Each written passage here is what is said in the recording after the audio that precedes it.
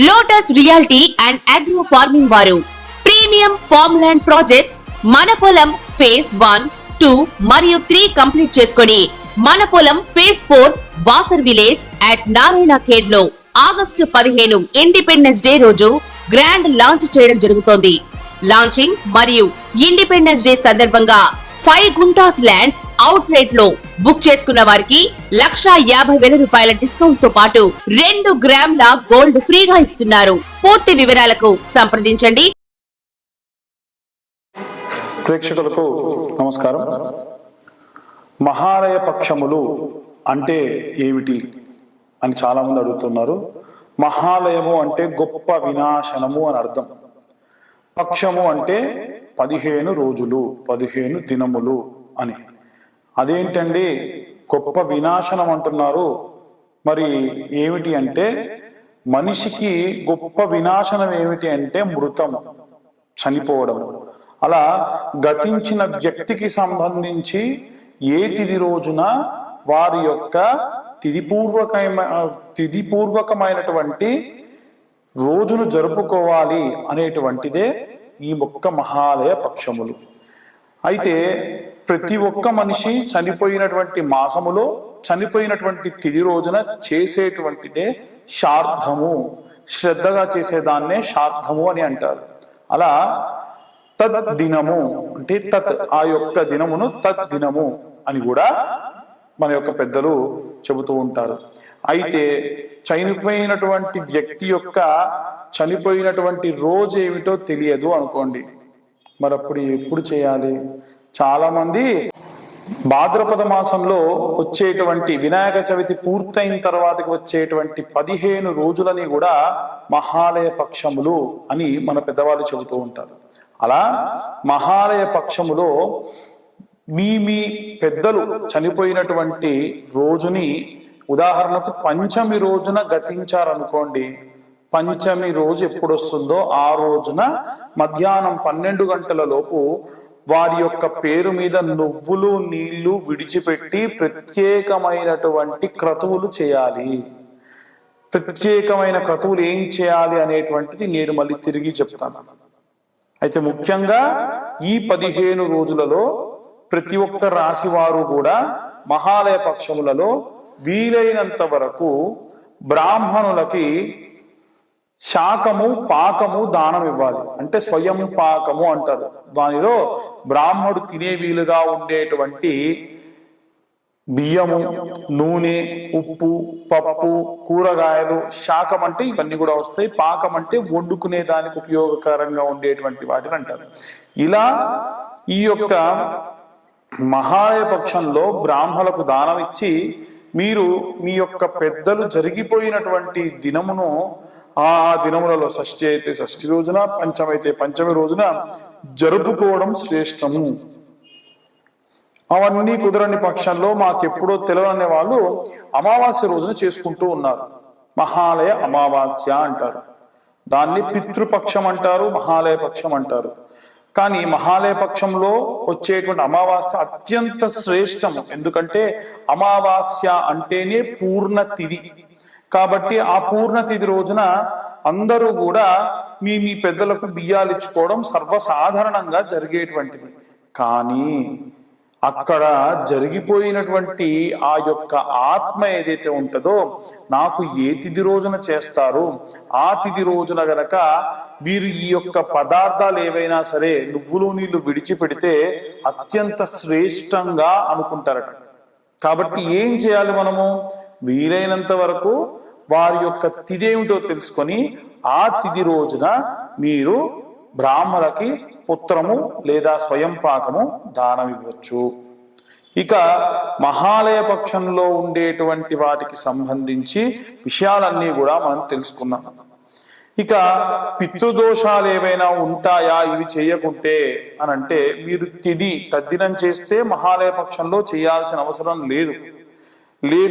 మహాలయ పక్షంలో కూడా మేము చేయట్లేదు, తిథి కూడా చేయట్లేదు అంటే ప్రత్యేకంగా ప్రతి ఒక్కరికి కూడా పితృదోషములు వస్తాయి. అసలు ఈ పితృదోషాలంటే ఏమిటి? మాతృదోషాలు ఉంటాయా? స్త్రీ దోషములు, స్త్రీ శాపములు ఉంటాయా? ఖచ్చితంగా ఉంటాయి. ముఖ్యంగా మనం మొట్టమొదటిసారిగా పితృదోషాలంటే ఏమిటో చెప్పుకుందాం. పితృదోషాలనంటే ఇప్పుడు మీ నాన్నగారు వారి నాన్నగారికి లేదా వాళ్ళ తాతగారికి ఎటువంటి తిథులు చేయలేదు, నువ్వులు నీళ్లు విడిచిపెట్టలేదు, హాయ్ ఏముందిలే అనుకునే వాళ్ళు కొంతమంది ఉంటారు. కొంతమంది ప్రత్యేకంగా ఏంటంటే బర్త్డే జరుపుకున్నట్టుగా డేట్ల ప్రకారంగా చేస్తూ ఉంటారు. అది మహాదోషం. మీరు అసలు చేయకుండా ఏం కదా, కానీ ఎవరో దినం రోజున మీరు చేసిన దాంతో సమానం. 2, మూడవది ఏమిటి అని అంటే, చెయ్యకపోతే ఏమవుతుంది అంటే వంశాభివృద్ధి ఉండదు. మీకు కొడుకులు పుడతారు కానీ వారికి పిల్లలు పుట్టరు, లేదా పుట్టే వారందరూ కూడా ఆడపిల్లలే పుడతారు. ఏమైందండి, ఆడపిల్లలు మాత్రం పిల్లలు కాదా, వాళ్ళు మా వంశం కాదా అనుకునే వాళ్ళు ఉంటారు. తప్పండి, ఆడపిల్లలు అందరూ కూడా మంచిదే, కానీ వారి యొక్క గోత్రము పేరును ముందుకు తీసుకెళ్లేవాడు మాత్రం ఉండడు అని నా ఉద్దేశం. ఆడపిల్లలు పుట్టాలి, మగపిల్లలు పుట్టాలి. అయితే ఇక్కడ ప్రత్యేకంగా చెప్పేటువంటిది ఏమిటనంటే, మరి మగపిల్లలు పుట్టలేదు, అసలు ఆడపిల్లలు కూడా పుట్టకుండా చాలా మంది ఇబ్బంది పడుతూ బాధపడుతూ అసలు పిల్లలే లేకుండా ఇబ్బంది పడుతూ ఉంటారు. పితృదోషాల్లో మొదటి కారణం ఇది. రెండవ కారణం ఏమిటంటే, వంశంలో ఉన్న వారిలో ఒక మనవడో మనవరాలో మంచివారు అనుకుందామండి. కనీసం వారి తండ్రి చేయట్లేదు, నా మనవడన్నా నా కార్యక్రమాలు చేస్తాడేమో అని ఎదురు చూస్తుందంట ఆ ప్రేతం అక్కడ ఆత్మగా మారి.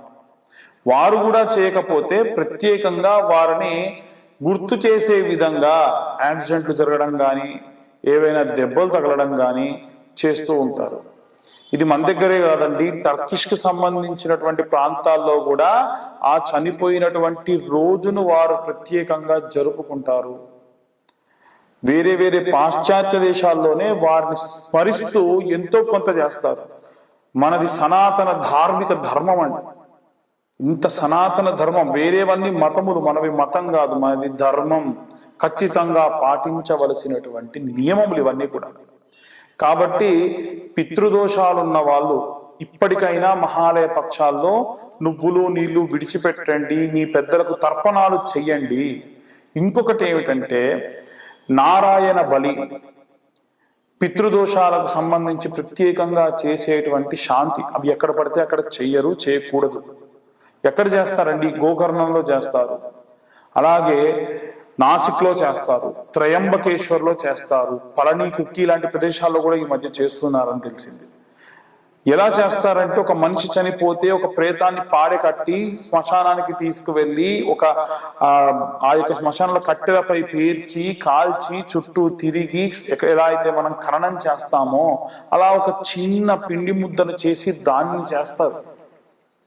ఖచ్చితంగా ఇలా చేయించండి, అప్పుడే మీకు పిల్లలు లేని వాళ్ళకు పిల్లలు కలుగుతారు, వ్యాపార నష్టం వాళ్ళకి వ్యాపారాభివృద్ధి, ఎన్నో రకాలైనటువంటి జాతకాలు బాగున్నాయి, ధనము బాగుంది, అన్ని బాగుంది, మాకు ఎందుకు ఇలా జరుగుతుందో తెలియనటువంటి వారందరికీ కూడా ఇది ప్రత్యేకమైనటువంటి రెమెడీ. మీకు ఇంకేమైనా సందేహాలు ఉంటే మా యొక్క టీం ద్వారా మమ్మల్ని కాంటాక్ట్ చేయండి. ఎక్కడ చేస్తారు, ఎలా చేస్తారు, ఎంత వీలైతే అంత తక్కువలో ఎలా చేస్తారు అన్నీ కూడా నేను మీకు సూచిస్తాను. ఇవి ప్రత్యేకంగా పితృదోషాలు. మాతృదోషాలు ఉండవండి. ఏ తల్లి పిల్లల్ని శపించదు. ఒక తల్లిని తీసుకెళ్లి ఓల్డేజ్ హోమ్ లో పెట్టినా నా పిల్లవాడు వస్తాడే అని ఎదురు చూస్తుందే గాని నా కొడుకు రాలేదు అని శపించదు. బాధపడుతుంది, నా జాలి లేదా, అయ్యో ఎందుకు నా కొడుకు ఇలా చేశాడే, నేను నా మనవాళ్ళతో ఆడుకుంటే బాగుండు, నా మనవరాలతో ఆడుకుంటే బాగుండు అని బాధపడుతూ చనిపోతారు చూసారా, వారికి ఖచ్చితంగా స్త్రీ శాపము మాతృశాపంగా తగులుతుంది. కాబట్టి దయచేసి కన్న తల్లిని తండ్రిని తీసుకువెళ్ళి ఎక్కడో మీ చిన్నప్పుడు మిమ్మల్ని హాస్టల్లో పడేసినట్టు వాళ్ళని ఎక్కడో పడేసి రాకండి. వీలైతే మీరు మీ చేతులతో మీ కళ్ళతో వారిని జాగ్రత్తగా చూసుకోండి. రోజు వాళ్ళ పాదాలను స్పృశించండి. దానివల్ల ప్రత్యేకంగా స్త్రీ శాపములు కానీ మాతృశాపములు కానీ ఉండవు. ఇవాళ రేపు చాలా మంది చేసేటువంటి స్త్రీ శాపాలు ఎలా వస్తాయంటే, మనకన్నా చిన్న వయస్కురాలు తను మీకు వరసకు మరదలో కోడలో అవ్వడము, లేదా మీ క్లాస్మేట్ అవ్వడము, మీ కింద పనిచేసే వారిని ఎక్కడ పడితే అక్కడ తాకడము, చనువుగా ఉంది కదా అని చేయడం, వారు మీ ముందు మీకు గౌరవం ఇచ్చి ఏమీ చేయలేక నవ్వుతూ ఉండొచ్చు గాక మనసులో మిమ్మల్ని శపిస్తారు. కాబట్టి ఆడవారిని ఎలా పడితే అలా ఒక ఆట బొమ్మలా అనుకొని ఎలా పడితే అలా మాట్లాడి తన దుస్తుల గురించి మాట్లాడి, తన యొక్క అవయవాల గురించి మాట్లాడి, ఇక్కడ పడితే అక్కడ తాకడము, అసలు వారి పర్మిషన్ లేకుండా వారికి సెకండ్లు కూడా ఇవ్వకూడదు. అలా చేసి ఏ స్త్రీ అయినా సరే మనసులో మిమ్మల్ని శపిస్తుందో, దూషిస్తుందో, పొరపాటు అయిందమ్మా క్షమించు అన్న కనీసం ఒక మాట కూడా చెప్పకుండా ఏమవుతుందిలే ఈ యొక్క తుచ్చ స్త్రీ అని ఎవరైతే భావిస్తారో వారికి ఖచ్చితంగా స్త్రీ శాపం లభిస్తుంది. ఏం చేయాలండి? అలా పొరపాటున తెలవక మేము ఏమైనా చేశాము, క్షమించమని చెప్పలేదు అంటే ఏం చేయాలి అని అంటే, ఈ యొక్క మహాలయ పక్షాల తర్వాతకు వచ్చేటువంటి అమ్మవారి నవరాత్రులు ఉంటాయి కదా, 9 సంవత్సరాల పాటు మగవారందరూ కూడా ఈ 9 రోజులు కాళ్ళకు చెప్పులు లేకుండా అమ్మవారి దీక్షను పూని, అమ్మవారి కండువా మెడలో వేసుకొని ఒకటే పూట భోజనం చేసి 2 పూటలు అమ్మవారికి నివేదన చేసిన పదార్థం తిని నేలపై పడుకోండి. ఇలా చేస్తే మీరు పొరపాటున తెలవక చేసిన దోషములు అమ్మవారు తీసేస్తారు. ఇవి ప్రత్యేకంగా స్త్రీ శాపములుగా మనం అభివర్ణిస్తూ ఉండొచ్చు. ఇంకా ఉన్నాయి, నేను మీకు కొద్దిపాటి మాత్రమే చెప్పాను, దానికి రెమెడీ మాత్రమే చెప్పాను. ఇంకా ఎన్నో రకాలైనటువంటి స్త్రీ శాపాలు ఉంటాయి. మనం ఈ యొక్క సామాజిక మాధ్యమం ద్వారా విపులంగా చెప్పలేం కనుక నా పరిధి మేరకు నేను మీ అందరికి కూడా విశ్లేషణ చేయడం జరిగింది. ప్రేక్షకులందరికీ కూడా వినాయక చవితి శుభాకాంక్షలు. అలాగే మహాలయ పక్షంలో కూడా అందరూ కూడా చెప్పిన విధంగా పితృదోషాలు పోగొట్టుకుంటారని, మాతృదోషాలు గాని స్త్రీ దోషములు గాని రాకుండా చూసుకుంటారని అనుకుంటున్నాను. తదుపరి రేవతి నక్షత్రం వారు పాటించవలసినటువంటి, మహాలయ పక్షంలో పాటించవలసినటువంటి నియమ నిబంధనల గురించి తెలుసుకుందాం. మీనరాశి వారు పూర్వభాద్ర, ఉత్తరాభాద్ర, రేవతి నక్షత్ర జాతకులు ఈ యొక్క రాశిలో ఉంటారు. ఈ రాశి వారు ప్రత్యేకంగా పాటించవలసినటువంటి నియమ నిబంధనలు ఏమిటంటే, అందరిలాగానే తిల తర్పణములు చేయండి, అలాగే బ్రాహ్మణులకి స్వయం పాకం ఇవ్వండి. అలాగే ఇంకా విశేషంగా ఏమి చేయొచ్చు అనంటే, ఆంజనేయ స్వామి దేవాలయంలో 21 ప్రదక్షిణాలు చేయండి. అది కూడా ఈ ఒక్క 15 రోజులలో మంగళవారం నుండి పాటించి మంగళవారం వరకు ప్రతిరోజు ఉదయం 7 గంటల కంటే 7 గంటలకు వెళ్లాల్సిందే. విశేషంగా వినండి, ఖచ్చితంగా పాటించండి. 7 గంటలకల్లా వెళ్ళాలి అంటే 7 గంటలకల్లా వెళ్లాల్సిందే. నిద్ర లేవగానే ఎవ్వరితో మాట్లాడకూడదు. స్నానం చేయండి, ఒక బట్టల జత పెట్టుకోండి, అవే దుస్తులు అవి దర్శనానికి వెళ్ళి రాగా మళ్ళీ మడత పెట్టి పక్కకు పెట్టుకోండి. ఉతకదలుచుకుంటే కూడా ఆ రోజు మరుసటి రోజు దుమ్ము పెట్టినట్టుగా అనిపిస్తే ఉతికేసి ఆరేసి మళ్ళీ మీరు ఆ వస్త్రంలో వేసుకొని పొద్దున్నే స్నానం చేయగానే వెళ్ళి ఆంజనేయ స్వామికి 21 మార్లు ప్రదక్షిణ చేయాలి. ప్రదక్షిణ చేస్తున్నంతసేపు కూడా ఒక మంత్రాన్ని పఠనం చేయండి. శ్రీరామ రామ రామేతి రమే రామే మనోరమే సహస్రనామ తత్తుల్యం రామనామ వరాననే. ఇదేంటండి? ఆ రాశి వారికి సంబంధించి ఏమో గురువు రాశాధిపతి, మీరు వెళ్ళమన్నదేమో ఆంజనేయ స్వామి గుడికి, పఠించమన్న మంత్రమేమో రామనామ మంత్రం. ఎందుకు అంటే, ఎత్ర ఎత్ర రఘునాథ కీర్తనం తత్ర తత్ర కృతమస్తకాంజలిం బాష్పవారి పరిపూర్ణలోచనం మారుతిం నమత రాక్షసాంతకం. ఎక్కడ రామనామం ఉంటే అక్కడ ఆంజనేయ స్వామి వారు ఉంటారు. ఎక్కడ ఆంజనేయ స్వామి వారు ఉంటే శని దోషములు ఏమున్నా పోతాయి. ఈ రాశి వారికి ప్రత్యేకంగా శని దోషములు ఈ మహాలయ పక్షములో చేసే దాని వల్ల పోతాయి. శని ఏం చేస్తాడంటే మన పితృకర్మల్ని చేయకుండా వారిస్తూ ఆపుతూ చేస్తూ ఉంటాడు. మీరు ఎప్పుడైతే ఆంజనేయ స్వామి వారి యొక్క ప్రదక్షిణ చేసి వస్తారో పితృదోషములకు సంబంధించి మీరు ఏదైనా చేయదలుచుకుంటే శని ఆపడు.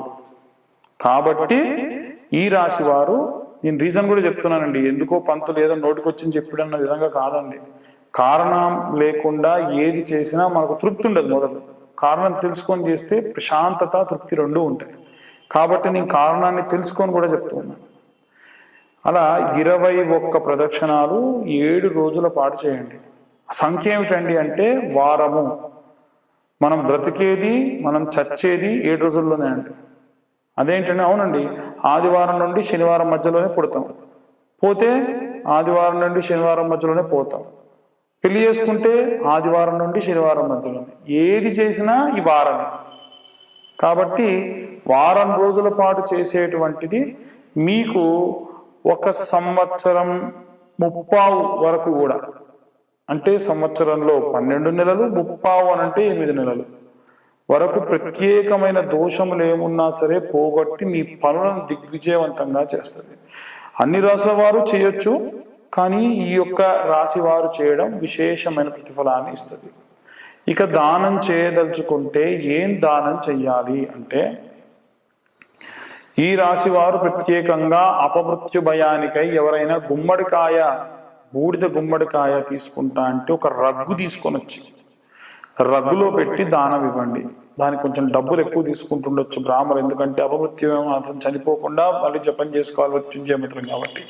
మీరు ప్రత్యేకంగా ఏదైనా మంత్రం చదువుకోవాలి అంటే గనక మీరు సోమవారం నాడు ఈ యొక్క మంత్రం, లేదా మంగళవారం నాడు ఎలాగో ఆంజనేయ స్వామి దేవాలయంలో ప్రారంభిస్తారు కనుక ఆ ప్రదక్షిణ అయిపోయిన తర్వాతకి మీరు మాట్లాడచ్చు. ప్రదక్షిణ అయిపోయేంత వరకు మాట్లాడకూడదని చెప్పానండి. ప్రదక్షిణ అయిపోయిన తర్వాతకి మాట్లాడచ్చు.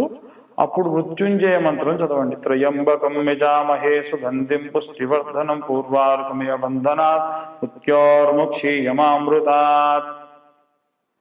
ఇది మృత్యుంజయ మంత్రము. మీకు యూట్యూబ్లో, స్పాటిఫైలో, మీకు ఉన్నటువంటి వాటిల్లో ఎందులో మీరు మృత్యుంజయ మంత్రం కొట్టినా వస్తుంది. అది మీరు చెవులో పెట్టుకుని అయినా సరే 108 మార్లు జపం చేయండి.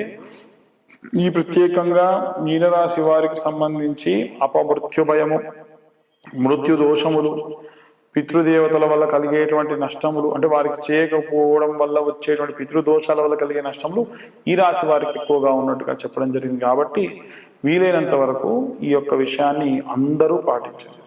అలాగే మేము ఇంతకు ముందే చెప్పాను, ఆఖరణ చెప్తానని చెప్పి, నేను ఈ యొక్క కుంభరాశి వారికి సంబంధించి చెప్పిన దానిలో ప్రత్యేకంగా మీ యొక్క తల్లిగారి పాదములు కడిగేటువంటి నియమాన్ని చెప్పానండి.